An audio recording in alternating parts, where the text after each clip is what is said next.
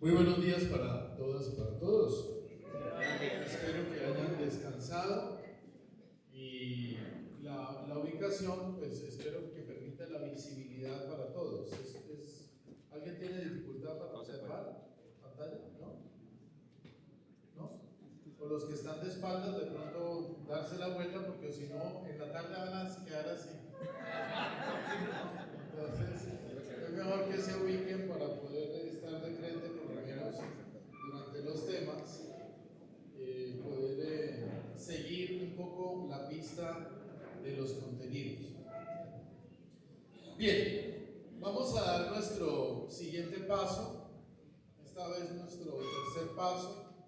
El primero fue ponernos en el contexto de lo que es un retiro, de cómo vivimos un retiro, de qué significa hacer un retiro, que no es un taller, que no es un seminario, que no es un ciclo de conferencias, que no es un curso, sino una oportunidad sensible de entrar un poco en nosotros mismos y leer lo que el Espíritu Santo va inspirando a nuestras vidas, a nuestros corazones, a nuestros sentimientos y a nuestras miradas de futuro, porque el Espíritu nos hace siempre mirar hacia adelante, enfocarnos en qué viene de parte de Dios para cada uno de nosotros.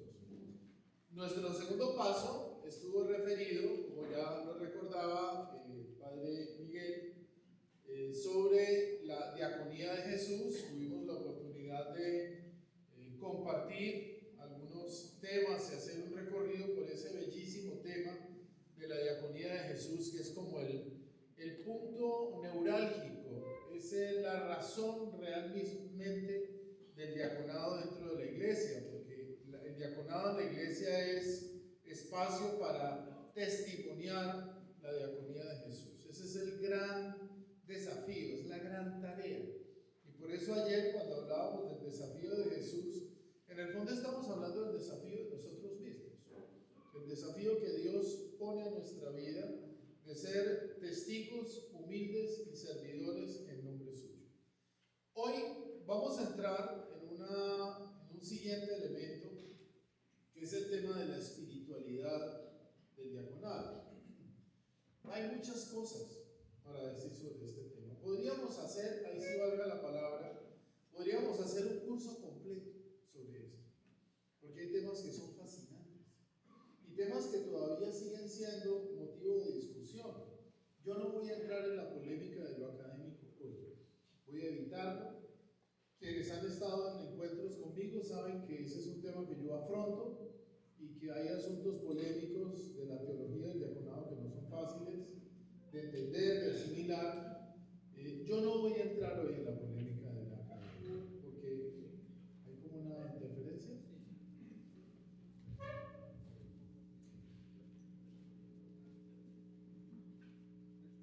Hay que desconectar la cafetera.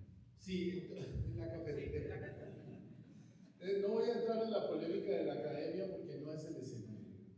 Tenemos que ir sobre lo que la iglesia nos inspira en torno a la espiritualidad diaconal. Y eso es precisamente, volvieron a prender la cafetera, y eso es precisamente lo que yo quisiera poder compartir con ustedes, con un tema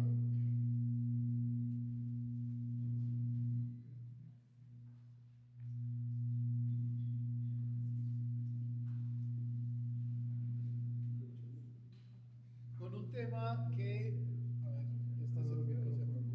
Está apagado. Ya, a ver. Suele pasar.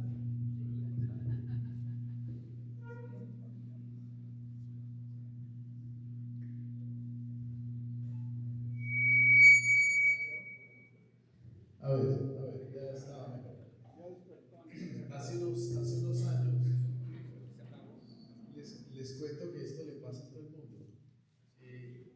Hace unos años hubo una asamblea mundial de la orden dominicana en nada menos que en el Providence College, en las afueras de Nueva York. Los dominicos de Norteamérica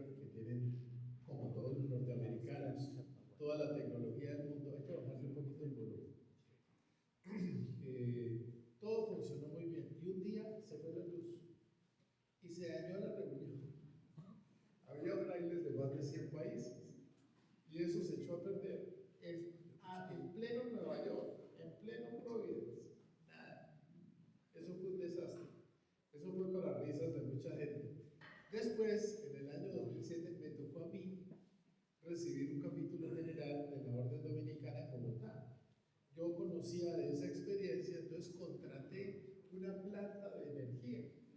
Por ejemplo, a mí no me van a hacer el ridículo, ya que venga a decir que estos colombianos tercermundistas no fueron capaces, pues nunca falló la energía. Y entonces yo les dije, para que vean que aquí en Colombia no pasa lo que sucede allá en Estados Unidos.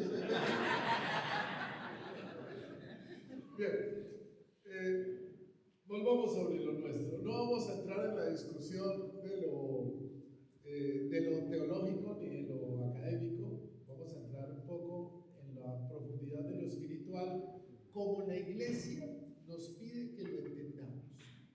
¿De acuerdo?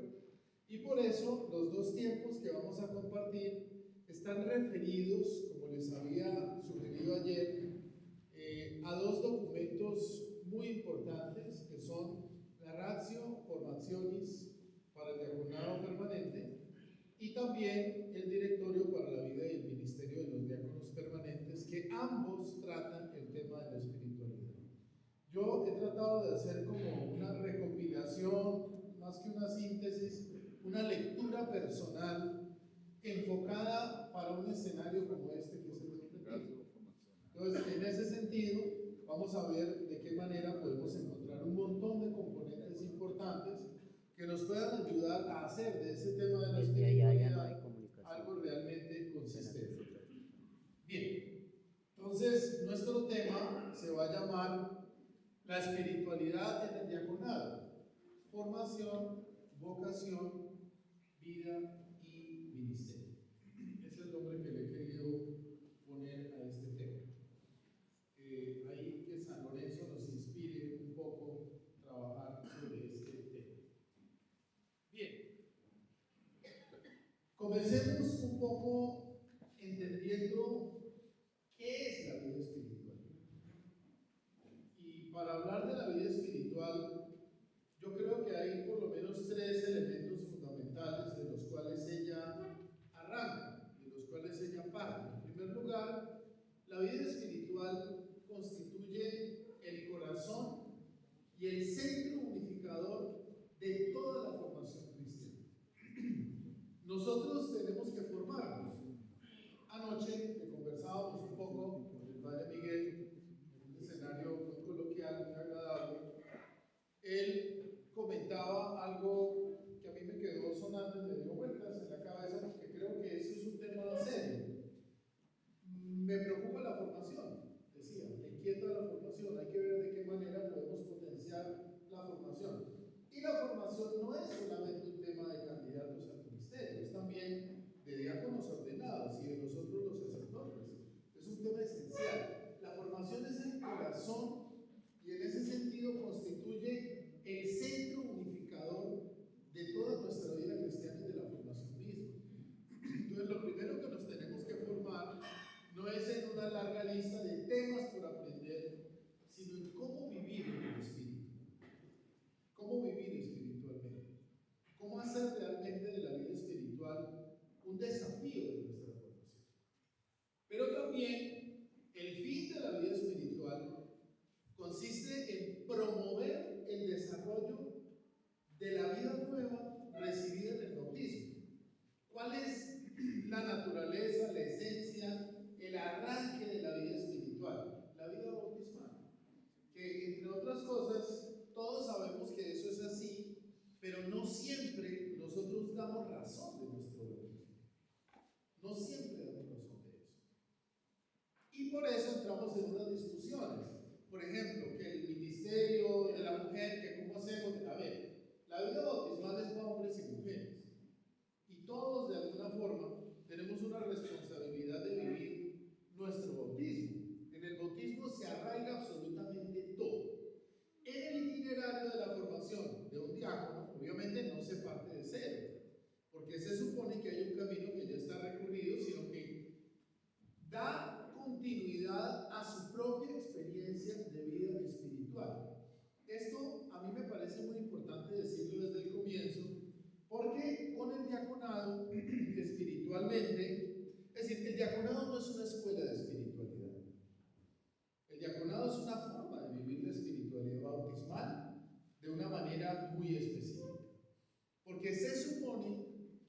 llega a este escenario, esto va sobre todo para los candidatos, proviene de una experiencia recorrida de vida espiritual y de servicio en la iglesia. Un diácono no sale de la nada, y un candidato tampoco. De alguna manera hay un camino que se ha recorrido, y esto es muy importante recordarlo, porque un poco de eso se trata. Por eso en el itinerario de la formación no partimos de cero, sino que se está dando continuidad a una experiencia de vida espiritual que se supone que ustedes ya tienen. Yo, ahora que estuvimos en junio, comentaba algo que pues suena chistoso decir, pero hay un tema, hay un desafío aún mayor en un grupo de personas como ustedes. Porque yo, que llevo ya un poco más de 30 años, 32, casi 33, caminando al lado de los diáconos son gente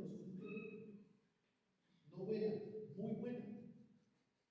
Son gente que vive su cristianismo, gente que vive su fe, son hombres de familia, son familias bien estructuradas, son gente coherente, gente que en medio de la humanidad de la que vivimos da testimonio de muchas cosas. Es decir, hay muchas cosas positivas que hacen que un grupo como ustedes sea realmente no solo un grupo especial, sino un grupo particularmente selecto, donde se puede tocar, voy a utilizar una palabra comercial, ciertas exquisiteces de la vida espiritual. Porque ustedes saben eso, porque ustedes no aparecieron de la noche a la mañana, y porque han hecho ya un camino largo.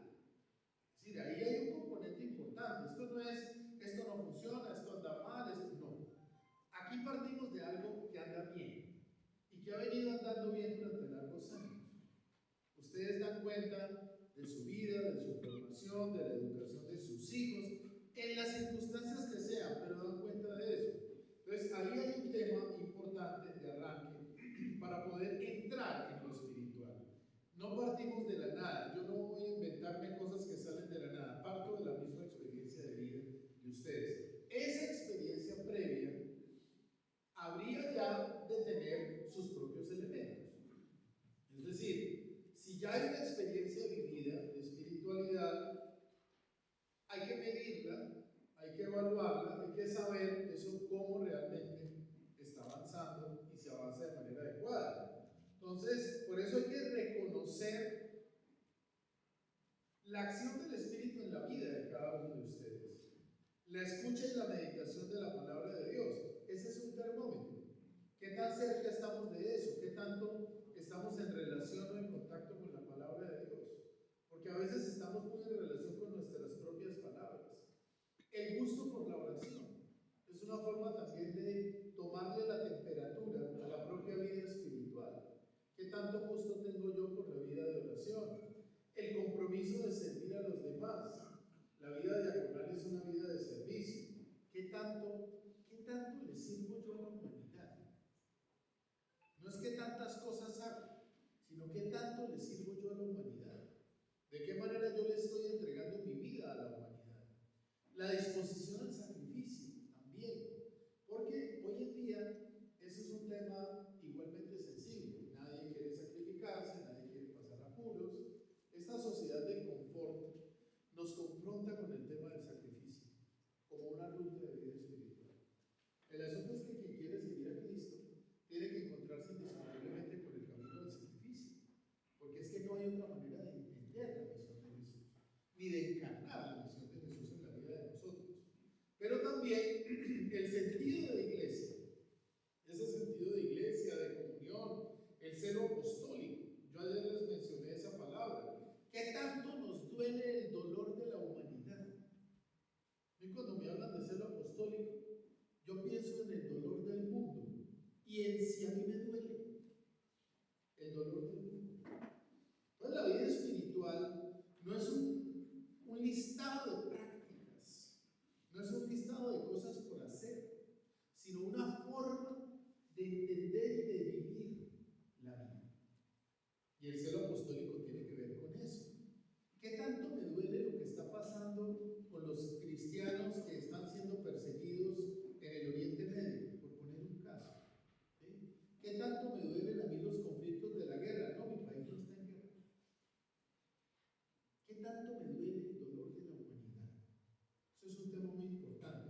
yo pienso con alguna frecuencia, ¿cómo hará el Papa? ¿No? Porque al Papa le toca estar pensando en esto, en aquello, pero más allá, qué sucede en la Mongolia, qué pasa en Mozambique, qué sucede en México, qué sucedió con la Patagonia, cómo se están viviendo las situaciones difíciles en el pueblo norteamericano y en los chicos que están siendo asesinados en las escuelas, ¿no? Y así una cantidad de cosas complejas. Él se lo mostró todo. Ese es un fundamento de la vida espiritual. Entonces, si hay que tomar la temperatura, hay que tomarla sobre esos puntos: la acción del espíritu, la escucha y la meditación de la palabra, el gusto por la oración, el compromiso del servicio, la disposición al sacrificio, nuestro sentido de iglesia y el ser apóstol.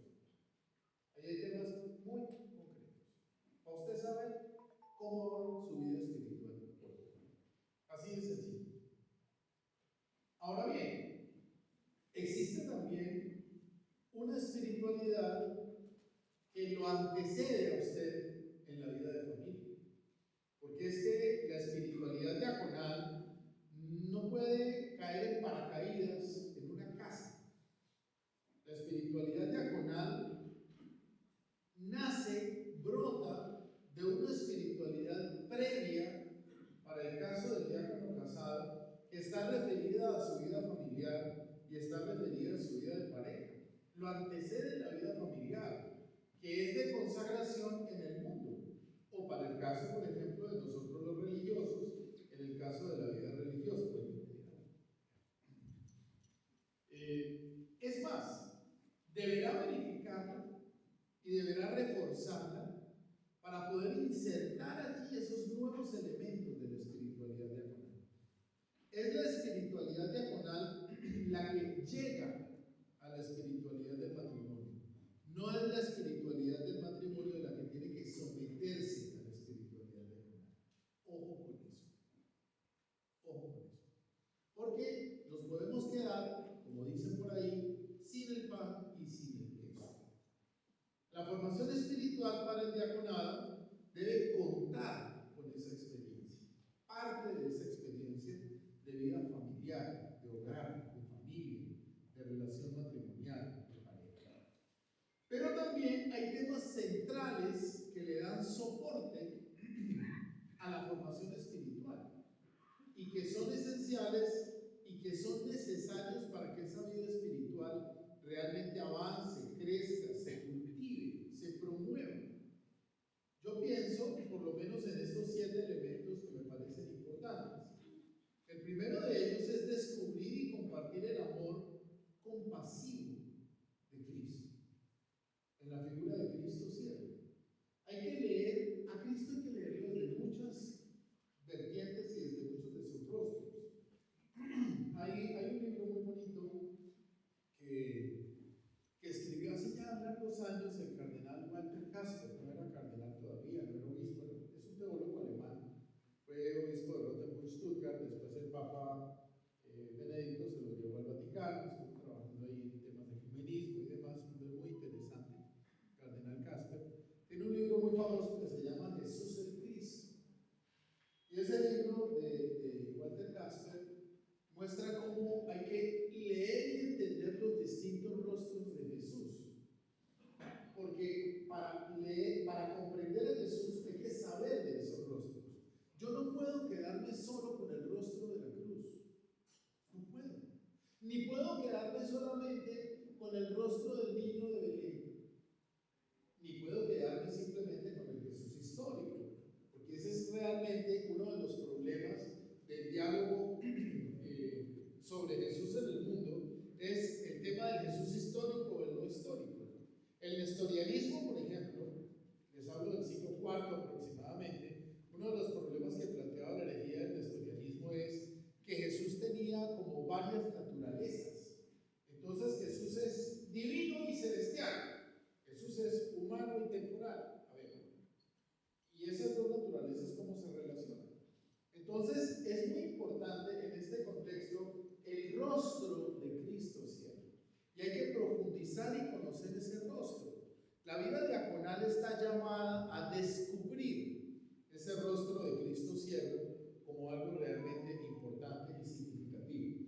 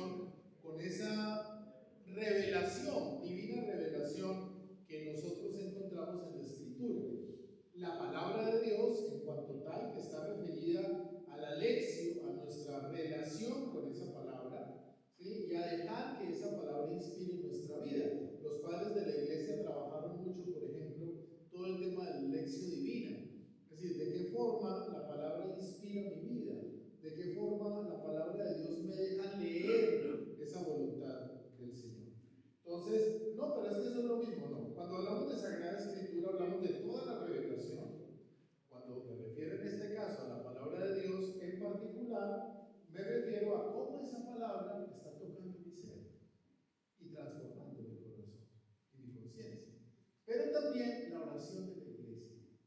La oración no es una actividad privada. Si bien lo es, no es exclusivamente privada. La oración es una acción pública de la iglesia.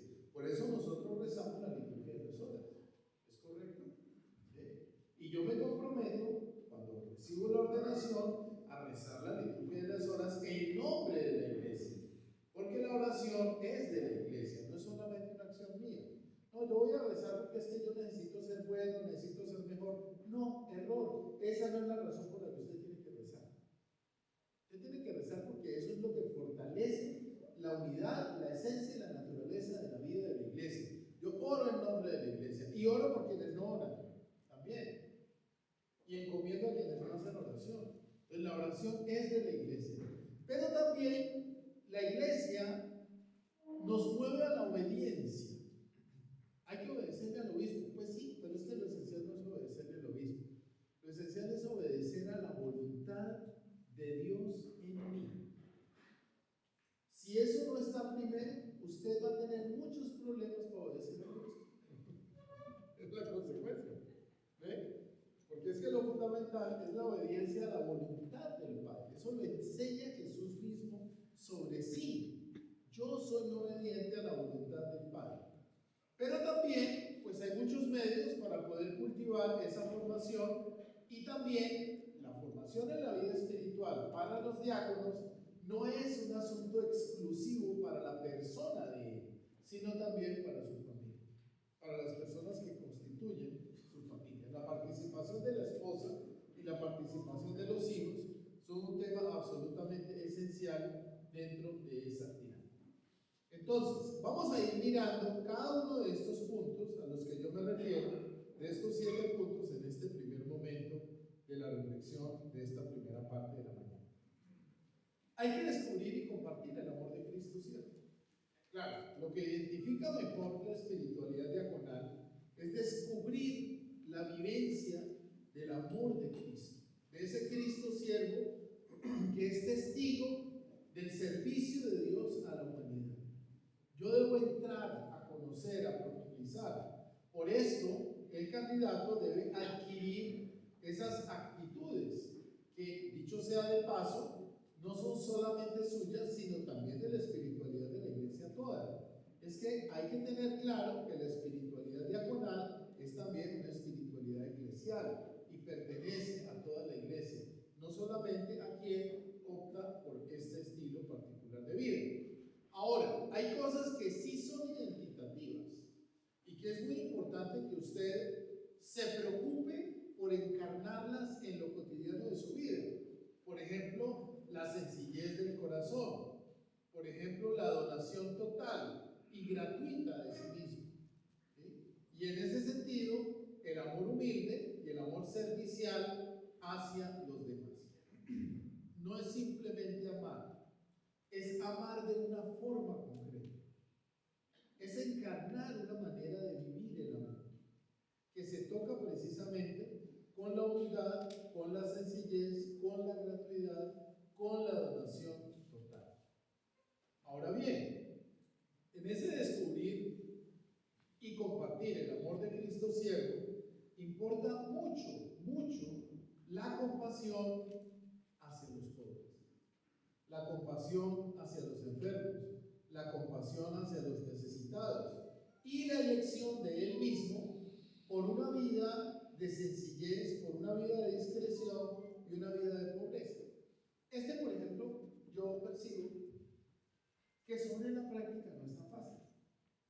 Puede ser de pronto más fácil o más difícilmente incumplible para los sacerdotes que para los diáconos. Porque es que en el mundo de los diáconos, pues hay algunos que están en zonas rurales, pero hay otros que están en zonas urbanas, que son empresarios, ¿sí? Que tienen puestos importantes, que tienen plata, que tienen recursos económicos, propiedades, que pueden incursionar en el mundo de la política, que pueden trabajar en el mundo de la economía, porque no les está impedido eso. ¿Cómo manejar esa situación? Entonces es muy importante también ese componente y tenerlo en cuenta, ¿sí? Porque no podemos nosotros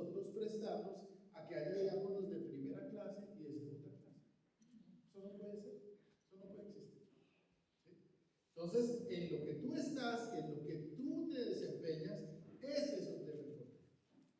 Sea cual sea tu condición. El mundo de los pobres, el dolor humano, los enfermos, los necesitados, una vida discreta, una vida sencilla, una vida de cierta austeridad, porque de eso se trata esa vocación.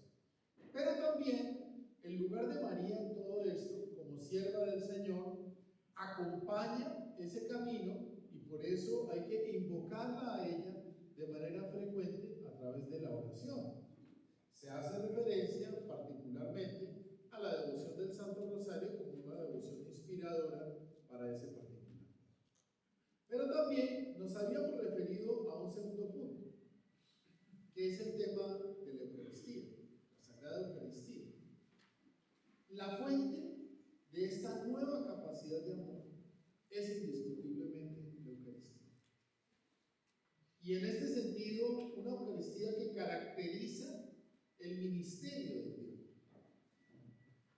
Ayer salió en algún momento el tema de si los diáconos, su rol en la liturgia y este tipo de cosas, como un tema relevante o irrelevante. El tema de la Eucaristía es un tema, por eso les decía yo que en la liturgia todo es simbólico. El tema de la Eucaristía pone ahí de presente una acción y un personaje al lado del presidente o del celebrante, que es el diácono. Eso no es un tema gratuito. Eso es un tema que tiene que ver con la espiritualidad misma de la iglesia. Y por eso, lo que él representa tiene ahí un lugar importante.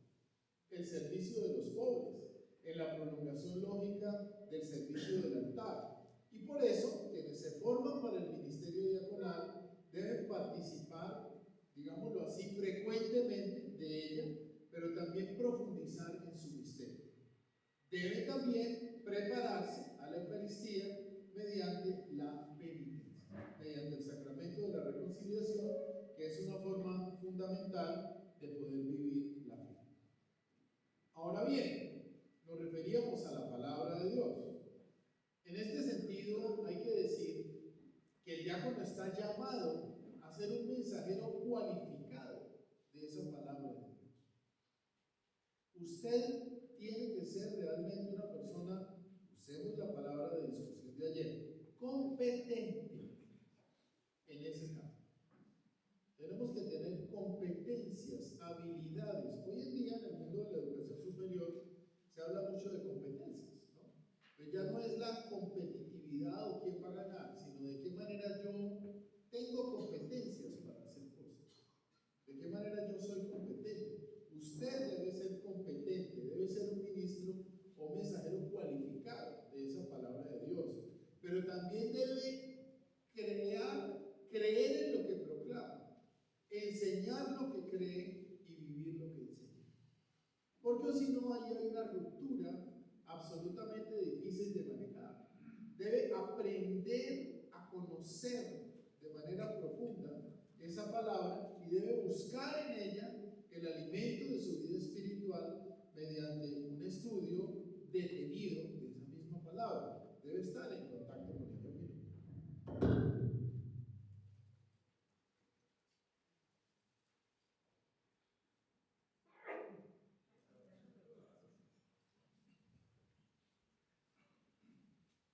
Es que esta edad debe buscar en ella precisamente el alimento de la vida espiritual mediante su estudio detenido, mediante un conocimiento de fondo de esa palabra y por eso, como les comentaba hace un momento, debe practicar la lección divina. Les hablé también, en un cuarto lugar, de la oración de la iglesia.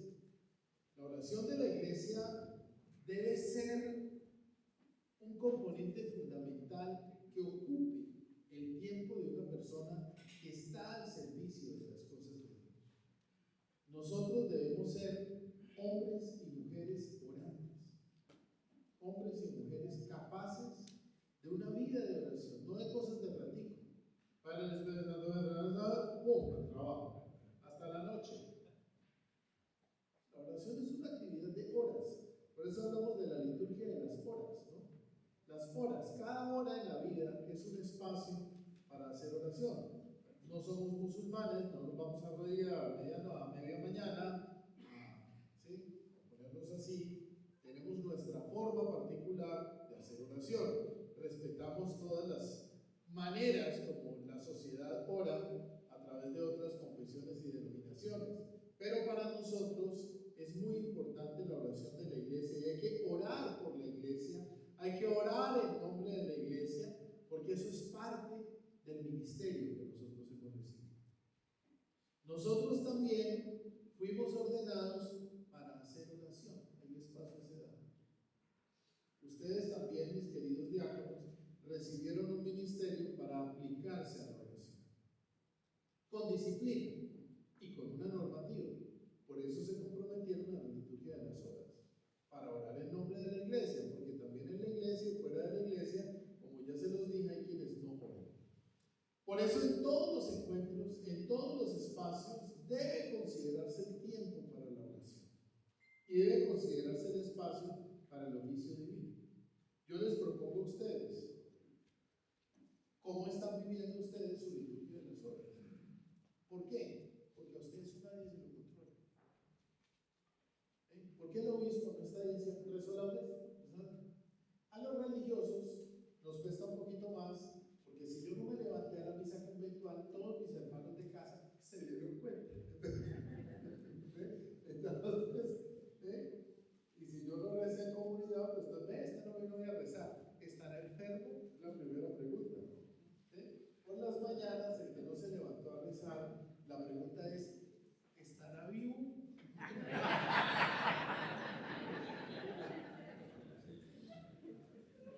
Entonces, no, sí está vivo, pero está enfermo. Ok, está muy bien. Entonces, en todos esos espacios de nuestra vida, tenemos que abrirle espacio a la oración. Y ustedes también se consagraron al servicio de Dios y de la iglesia para eso, hermanos. Para eso. Pero déjenme decirles una cosa: la misión de la vida matrimonial también tiene que ver con la oración. También es una tarea propia que hay que ver cómo se cultiva. Toquemos esta palabrita, que es una palabra importante: la obediencia. La obediencia. El diácono encarna el carisma del servicio dentro del ministerio eclesiástico. Es decir, usted es un poco como el que representa o simboliza dentro de todo el ministerio eclesiástico lo que significa servir dentro de la iglesia. Pero eso tiene que tener también una fuerza mayor, algo que realmente lo oriente. Y eso revierte precisamente en la obediencia y en la comunión fraterna. Porque yo no puedo ser una rueda suelta dentro de la iglesia con todo el tema del servicio. Entonces, lo que a mí se me ocurrió, pues yo lo voy haciendo y lo voy haciendo. No, el servicio dentro de la iglesia es una actividad organizada, estructurada, es una actividad que tiene dinámicas. Pregúntenle al padre Mica, que estuvo varios años, ha estado con la pastoral social. Eso es un tema que tiene que estar organizado. Si no, eso no funciona. Entonces, en ese sentido, pues tiene que haber un camino de obediencia que nos inspire, que nos mueva, que nos aclare un poco por dónde es que hay que ir. Pero hay que formarse para eso. Hay que formarse para la obediencia, y esto garantiza el impulso apostólico, pero también la autenticidad de lo eclesial. Es decir, yo tengo también que hacerme capaz de obedecer. Porque naturalmente a nosotros no nos gusta eso. Nos gusta hacer lo que nos da la santa y real. Exactamente. Lo dijeron ustedes. Entonces, la comunidad, con todos los ordenados, sostiene y estimula la generosidad en el ministerio. Y es en ese sentido en el cual la obediencia siempre está tocada por esa palabra: generosidad, ser generosos. Y debe formarse en ese sentido de pertenencia a un cuerpo de ministros, pero también colaborar con ellos. Entonces, la vida espiritual no es simplemente ya les decía, una lista de piedades, es también una forma de ser, de actuar, de vivir, que nos ayuda a nosotros a entender las dinámicas mismas de la iglesia y a hacer que sumemos dentro de la iglesia, no que restemos dentro de la iglesia. Esto obviamente tiene que tener unos medios, los medios para la formación, y por eso tiene que haber espacios especiales como este. Tiene que haber retiros. Hablemos, por ejemplo, de retiros mensuales, hablemos de ejercicios espirituales anuales. No es gratuito que podamos reunirnos en un espacio como este para hablar de las cosas de Dios. Las instrucciones programadas según un plan. Entonces yo tengo que tener un plan, no solamente un plan de trabajo, yo también tengo que tener un plan de vida espiritual y tengo que proponerme metas a mediano, a corto y a largo plazo. Nosotros hablamos muy poquito de eso. Nosotros somos amigos de planes, proyectos. Esa palabra está súper de moda. El proyecto. Yo les pregunto a ustedes. ¿Ustedes tienen un proyecto personal de vida espiritual? ¿Ustedes tienen un proyecto de pareja de vida espiritual? Eso es necesario. No solamente hay que hacer presupuesto del mes, también hay que hacer proyecto de vida espiritual. Porque le gastamos mucho tiempo a algunas cosas, pero se lo restamos a otras. Hay que tener un director espiritual. Ese es un tema sumamente importante. Y ese director espiritual debe ayudar a discernir los distintos signos o aspectos de la vocación para promover realmente la conversión de la vida, para poder avanzar. Miren, yo he estado largos años, hasta hace un año, ya salí de Bogotá. Yo era miembro del Consejo de Formación para el Diaconado en la Arquidiócesis de Bogotá, lo fui casi 20 años. Ahí hay un trabajo muy interesante.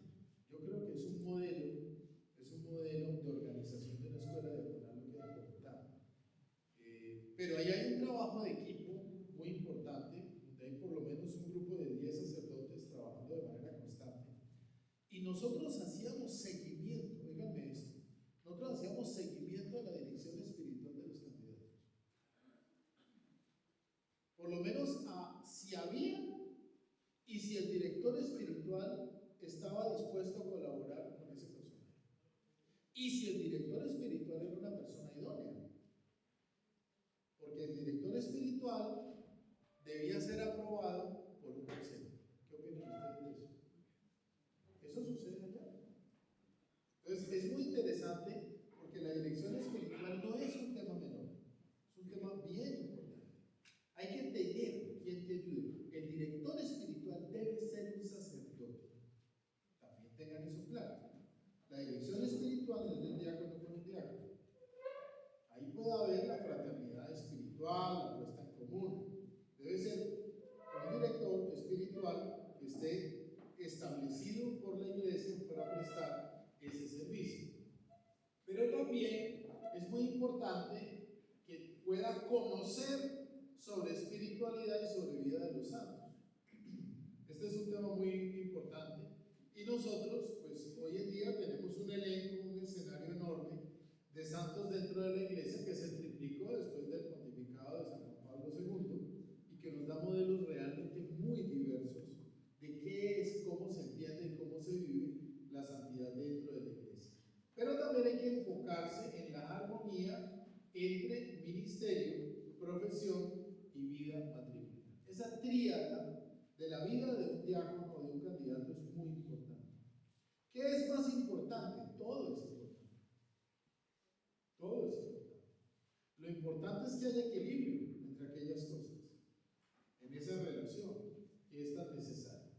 Pero también, al lado de esos medios para la formación, también está la participación de la esposa y de los hijos.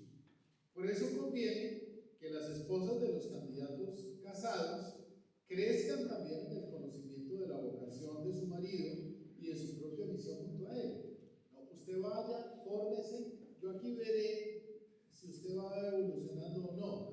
No, vamos de la mano, vamos creciendo juntos, porque es que somos pareja y no hemos dejado de serlo. Y el llamado particular que Dios te hizo a ti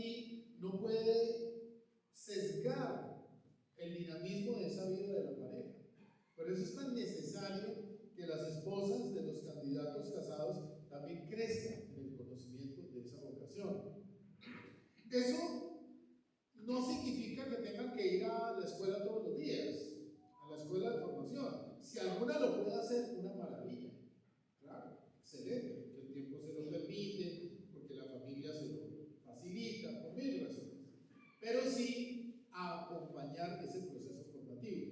Y por eso se les invita a las esposas a participar en los encuentros de formación espiritual. Por eso les decía yo ayer, qué maravilla que para un espacio de retiro estén aquí las esposas. Es muy importante, es necesario. No es una norma. Ellas no están obligadas a hacer retiro anual como si lo está él, pero le hace bien, le sirve, le ayuda. Entonces hay que tener también iniciativas para motivar la sensibilización de los hijos al ministerio diaconal. Y yo quiero sobre esto, sin pretender extenderme, que esto va para un tema largo. La educación de los hijos hoy en día es un tema muy complicado, y la educación y la fe de los hijos todavía más. Es muy común que en las familias de los diáconos haya problemas de fe de los hijos. Eso sucede mucho, es muy común. ¿Yo los formé mal? ¿Será que yo no hice bien mi tarea? Pues esa es una pregunta válida, pero no es una pregunta absoluta. Porque es que las únicas fuentes de formación y de información hoy en día no solo están en la casa, sino en muchos otros lugares. Pero si ustedes han tenido o tienen en este momento problemas con la formación cristiana de sus hijos, yo no les digo ignoren el problema, pero sí, como dicen en la costa caribe colombiana, tómatela suave. Tómatela suave. Hay que ir acompañando un poco, e ir viviendo un poco eso. Pero la sensibilización de los hijos es una tarea que hay que realizar y que es importante. Hasta aquí nuestro primer momento, ¿ok? Que está referido mucho a todos los temas de la formación. Pero dijimos que íbamos a hablar de vocación, íbamos a hablar también de vida, y vamos a hablar de ministerio. Formación, vocación, vida y ministerio. Entonces, vamos a dar ahora un siguiente paso al segundo momento. Este momento que nos hace referencia propiamente al tema de la espiritualidad diaconal, entendida desde el directorio para el ministerio y la vida de los diáconos permanentes. Sobre este punto, yo quiero plantearles a ustedes particularmente 5 aspectos. Todos ellos importantes y pueden ser inspiradores para profundizar todo el tema de la espiritualidad diaconal. Lo primero, el contacto con el contexto histórico actual. Hay unas realidades ahí que tenemos que ver, que podamos referirnos a la vocación a la santidad como una vocación que es anterior a la vocación al ministerio. Todos somos llamados a la santidad dentro de la iglesia. En tercer lugar, la relacionalidad con el orden sagrado, que es un tema muy importante de la espiritualidad diaconal, los medios para la vida espiritual y la espiritualidad diaconal en los estados de vida.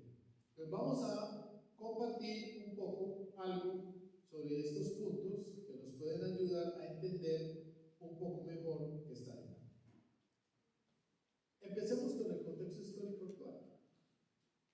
Yo quisiera poder plantear algunas cosas. En primer lugar, la iglesia en el mundo, aquí y ahora, pero siempre peregrina, vive y anuncia el evangelio en una historia concreta.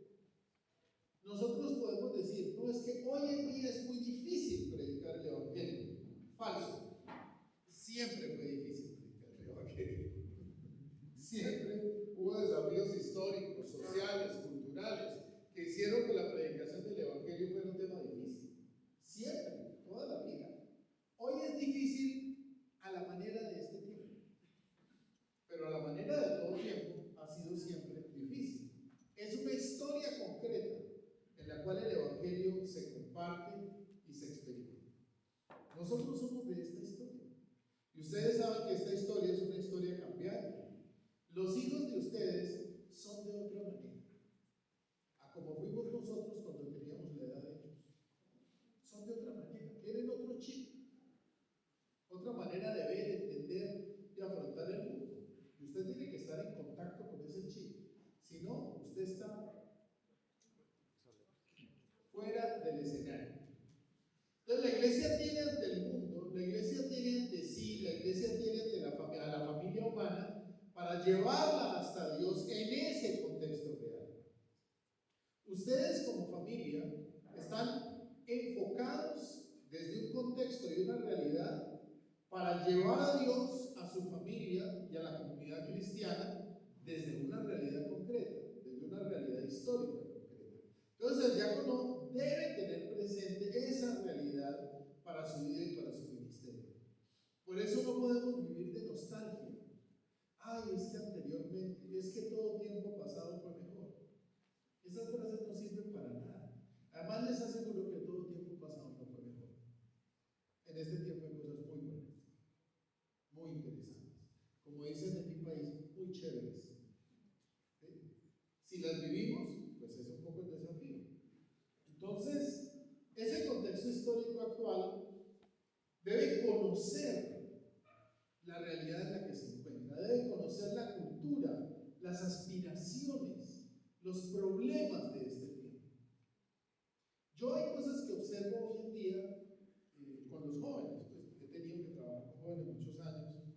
Yo observo hoy a los jóvenes volando en un montón de cosas, pero observo también una generación que por tener más competencias académicas, en muchos casos es una formación, es una generación mucho más pacífica, ¿sí? Más tranquila, habla suavecito, está diciendo cosas durísimas con tono suave, una manera de ser muy particular. Esta semana, antes de ayer, me tocó pasar varias horas en el aeropuerto en Panamá. Pues uno inevitablemente escucha conversaciones de gente que está al lado de uno, ¿no? Y muchos jóvenes muy ejecutivos, muy business, muy no sé qué, pero en unas discusiones terribles por teléfono. Mira, es que este tema es tal cosa, ¿no? Estoy de tono suavecito, calmados, ¿no? Tratando temas complejísimos, temas de lealtad, temas de honestidad, temas de buen manejo, de mal manejo de dineros, temas de un montón de asuntos. Entonces, los problemas de este tiempo también tienen que ver con una cultura y con unas aspiraciones del hombre de hoy. Y nosotros estamos llamados a ser signo de Cristo en esa realidad del ser humano de hoy. Estamos llamados a interpretar los signos de los tiempos a la luz del Evangelio. Las normas y los paradigmas a través de los cuales ha sido propuesto el jubileo de la esperanza, de esto vamos a hablar en la tarde, tienen mucho que ver con esto, con los signos de los tiempos de hoy. De qué manera nosotros entendemos el tiempo presente. Debe estar, obviamente, en comunicación con esta generación concreta para poder responder sus preguntas sobre la vida presente, sobre la vida futura y su relación entre ambas, la vida presente y la vida futura. ¿Qué tanta capacidad de respuesta tenemos nosotros ante las preguntas del ser humano de hoy? ¿O simplemente nos quedamos repitiendo lo mismo que aprendimos cuando estudiamos el catecismo en la parroquia, cuando éramos niños o jóvenes? La vocación a la santidad es un segundo tema muy importante de esa dinámica profunda de la vida espiritual. Así como hablamos del contexto histórico actual, pues también tenemos que recordar que hemos sido llamados a una vida de santidad y de una manera muy especial, de una manera muy particular. La vocación universal a la santidad tiene su fuente en el bautismo, ya lo hemos dicho, esa es la raíz sacramental. Pero es en el bautismo donde todos somos hijos de Dios, donde todos somos hermanos y participamos de una naturaleza divina. El orden confiere una nueva consagración que genera un envío al servicio del pueblo de Dios. Esa vocación de santidad tiene que ver con ese nuevo envío, con esa condición especial de ser servidores de una forma concreta dentro de las dinámicas de la iglesia de hoy. Pero también hay que decir que la espiritualidad diaconal encuentra su fuente desde ese hecho en la gracia sacramental del mismo diaconal. Es decir,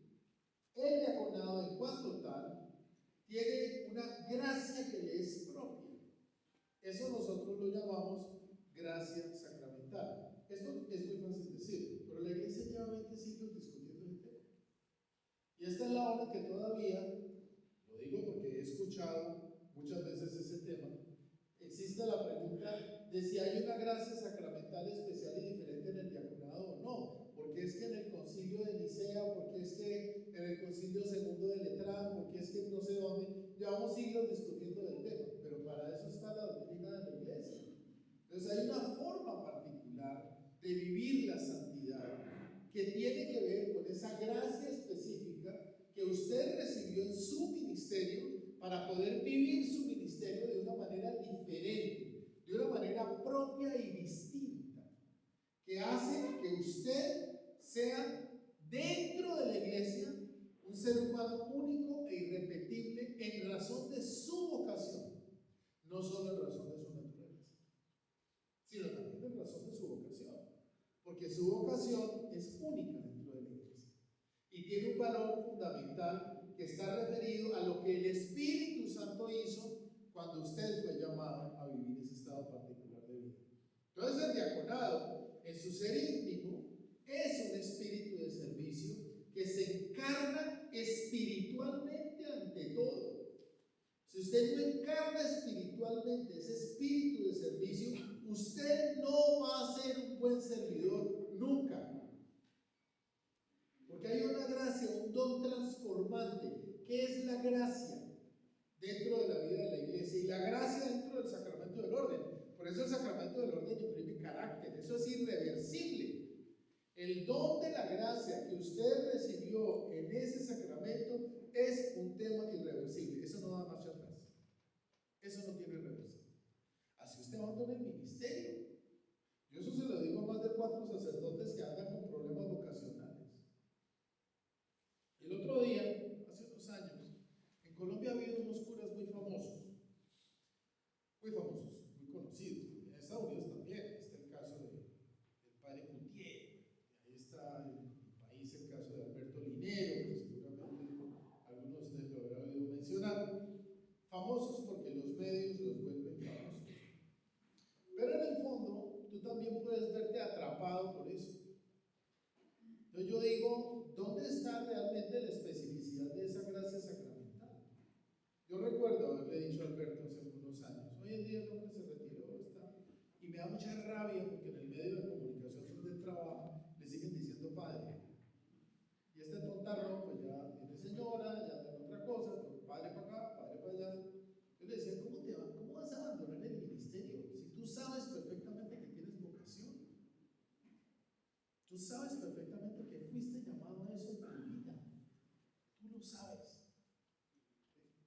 Entonces, nosotros de qué manera vivimos esa gracia sacramental. ¿Qué estás haciendo tú con ese don espiritual que Dios puso dentro de tu vida? Para que tú vivas según el Espíritu. ¿De qué manera estás administrando esa gracia sacramental que Dios puso en ti a través del Espíritu el día de tu ordenación? ¿Qué estás haciendo con eso? No, es que el Padre no me pone trabajo. Vaya acuerdo con esas personas. ¿Sí? No, es que no me han asignado nada, yo estoy esperando a ver qué me toca. No, a ver, actúe, muévase, funcione, Señor. Porque es que de eso se trata. Realmente la vida a la cual usted fue llamado por Dios. Su vocación es de santidad, su vocación no es de funcionalidad. Es ante todo a vivir en santidad de esa manera. Por eso, la naturaleza de esa vocación de santidad es esa imagen tan linda. Esa imagen que está ahí es el San Lorenzo, que está en la Basílica de San Lorenzo Fuori Lemura, en Roma, que es donde está sepultado San Lorenzo. Esa imagen que está ahí, una belleza. No sé, ¿te vieron la entrada de Roma? Es un espectáculo, es una réplica de esta. Miren la que es igualita. Esta es una foto que yo le tomé a esa imagen. Miren, ahí está. Una belleza. San Lorenzo, maravilloso. Entonces, esa vocación de santidad, al estilo de Cristo, el Hijo del Hombre no ha venido a ser servido, sino a servir y a dar su vida como rescate por muchos. Es el texto de Mateo 10:28. ¿Qué me dice a mí? ¿Qué me inspira a mí? ¿De qué manera yo realmente soy un servidor que encarna ante la iglesia y ante la sociedad eso que dijo Jesús de sí mismo? ¿Se dan cuenta de lo que les dije ayer? La teología de Mateo 10:28 no se ha leído suficientemente desde el diaconado. Se ha leído exegéticamente, todo lo que quiera, pero desde el diaconado ese texto no se ha leído de manera suficiente. Tenemos que ver cómo lo leemos, o al menos cómo lo encarnamos, de una manera mucho más amplia. Entonces, cuando lleva a cabo adecuadamente los encargos que le son confiados, le da cumplimiento también a eso. Ayer, conversando con alguno de ustedes, yo le hacía un comentario, no recuerdo cuál fue, quién fue, pero yo le hacía un comentario, y es que en el diaconado hay un tema espiritual, hay un tema referido a la santidad de vida del diácono, que tiene un fundamento histórico, bíblico y teológico, y es recibir instrucciones, recibir órdenes, que lo manden, ¿sí? Que haga lo que le mandan. Yo no voy a entrar en la teología de ese tema, en alguno de los cursos lo hemos trabajado con algunos de ustedes quizás, pero hay un tema muy bello espiritualmente ahí, de docilidad de la voluntad, de entrega de la voluntad. Eso tiene que ver no con el sometimiento sin sentido, sin razón, sino de docilidad a la acción del Espíritu. Por eso, la voluntad del diácono está sometida directamente al obispo. Es al obispo. Es el obispo el que dice y el que manda. Porque esa es realmente la dinámica de la vida de la iglesia. ¿Sí? Él le da cumplimiento a eso. Es una manera muy particular de vivir y de ser dentro de la iglesia. Por eso debe acoger con gratitud la invitación a ese seguimiento. Pero además, también hay que decir que en aras de esa vocación de santidad, él tiene el deber de cultivar durante toda su vida ese carácter que ha recibido.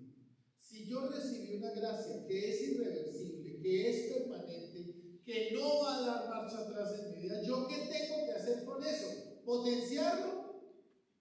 Claro, es la parábola de los talentos. No, yo lo entierro y lo guardo para que no se dañe.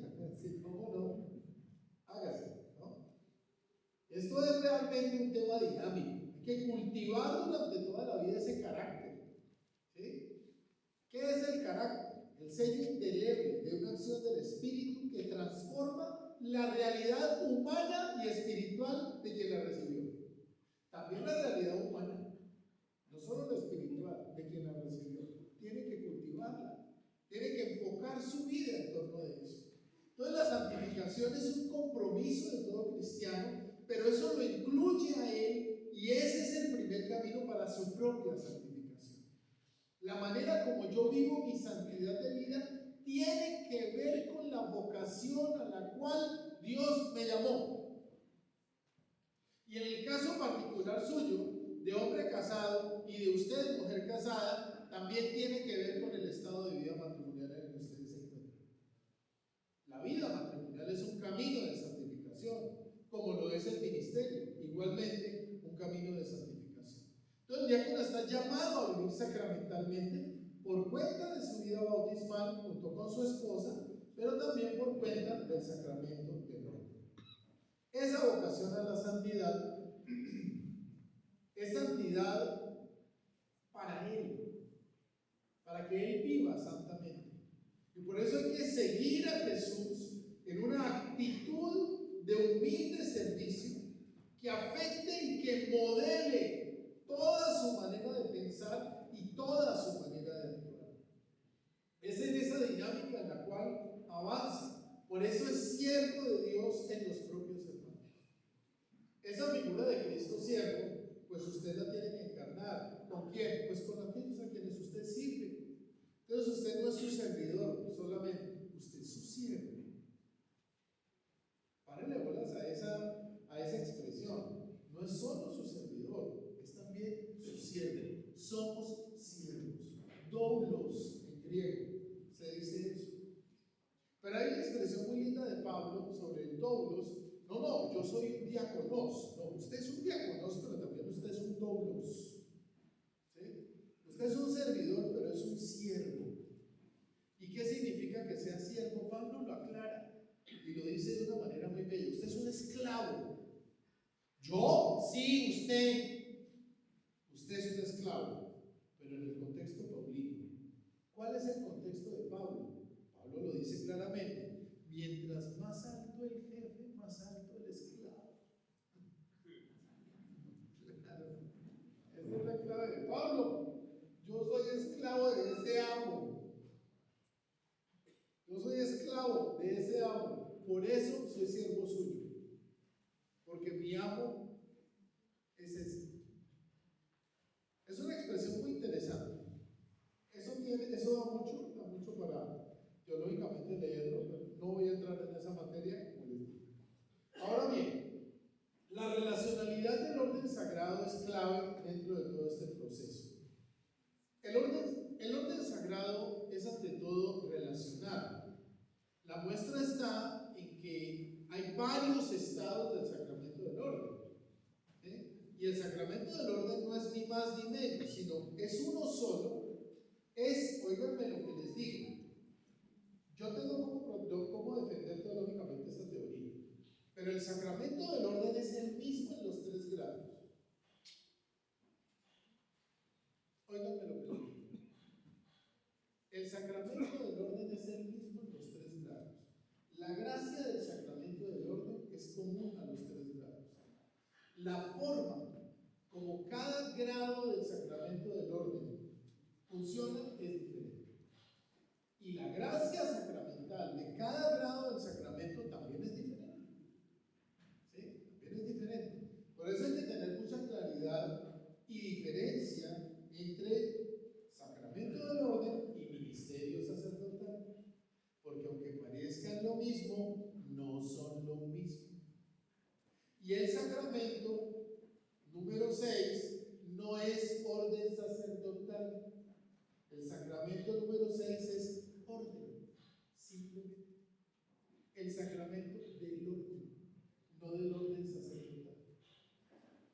No entro en esa materia de discusión teológica, eso también es tema concurso, pero sí es un tema muy importante de tenerlo claro. ¿Por qué? Porque esa unidad es la que genera la relación.